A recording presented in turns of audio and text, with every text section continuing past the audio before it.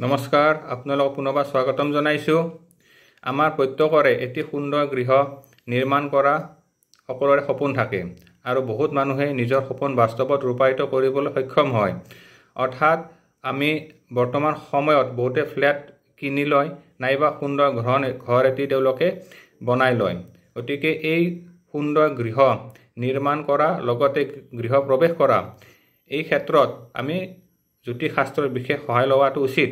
কাৰণ বাস্তু সাপেক্ষে যদি আমাৰ গৃহ প্ৰৱেশ বা গৃহ নিৰ্মাণটো শুভ নহয়, তেতিয়াহ'লে আমাৰ কেতিয়াও সেই গৃহৰ পৰা শুভ শান্তি নহয়। আজি আমি আলোচনা কৰিম গৃহ প্ৰৱেশৰ কেইটিমান নিয়মৰ বিষয়ে।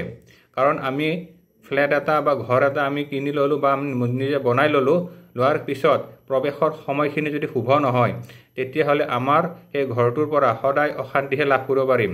আমি এনেকৈ বহুত দেখা পাইছোঁ যে যিজন ব্যক্তিয়ে বহুত টকা পইচা খৰচ কৰি ঘৰ এটা বনাই লৈছে, নিৰ্মাণ কৰিছে, কিন্তু প্ৰৱেশৰ সময়খিনি শুভ নোহোৱাৰ বাবে সেই ব্যক্তিয়ে গৃহ প্ৰৱেশৰ পৰাই তেওঁৰ গৃহত বিভিন্ন ধৰণৰ অপায় অমংগল, অশান্তি, মানসিক অশান্তি, শাৰীৰিক অশান্তি, লগতে তেওঁলোকৰ পৰিবাৰৰ লগত বিভিন্ন ধৰণৰ সংঘাত হোৱা পৰিলক্ষিত হয় বা ওচৰ চুবুৰীয়া মানুহৰ লগত হাই কাজিয়া, কোৰ্ট কাছাৰী পৰ্যন্ত হোৱা দেখা যায়। বেমাৰ আজাৰত টকা পইচা, মানসিক অশান্তি, ৰিলেশ্যনত প্ৰব্লেম আদি বিভিন্ন ধৰণৰ সমস্যা সেই মানুহে লাভ কৰিবলৈ সক্ষম হয়। গতিকে গৃহ প্ৰৱেশৰ ক্ষেত্ৰত আমি কিছুমান নিয়ম মানি চলাটো উচিত।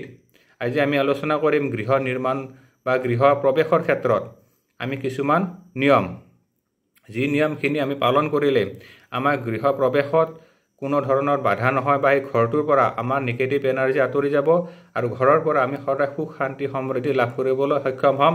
সেই গৃহত লক্ষ্মী বাস কৰিব। প্ৰথম কথা হৈছে গৃহ প্ৰৱেশৰ ক্ষেত্ৰত পক্ষ বিচাৰ কৰিব লাগে। সদায় শুক্ল পক্ষতহে আপোনালোকে গৃহ প্ৰৱেশ কৰিব। কৃষ্ণ পক্ষত বা অমাৱস্যা তিথিত কেতিয়াও গৃহ প্ৰৱেশ শুভ নহয়। প্ৰথমতে আমি শুক্ল পক্ষ শুভ তিথি শুভ বাৰলৈ গৃহ প্ৰৱেশ কৰিলে আমাৰ বিভিন্ন দোষ দূৰ হ'ব। বাৰৰ ক্ষেত্ৰত শনি, ৰবি আৰু মঙলবাৰ এই তিনিটা বাৰ পৰিত্যাগ কৰিব আৰু শুক্লপক্ষলৈ গৃহ প্ৰৱেশ কৰিলে বিশেষ শুভ হ'ব। আৰু গৃহ প্ৰৱেশৰ ক্ষেত্ৰত আমি যিটো ঘৰত প্ৰথম সোমাম সেই ঘৰটোত বিষ্ণু হোম, শিৱ হোম, বাস্তু পূজা নাইবা গণেশ পূজা কৰাটো নিতান্ত প্ৰয়োজনীয়।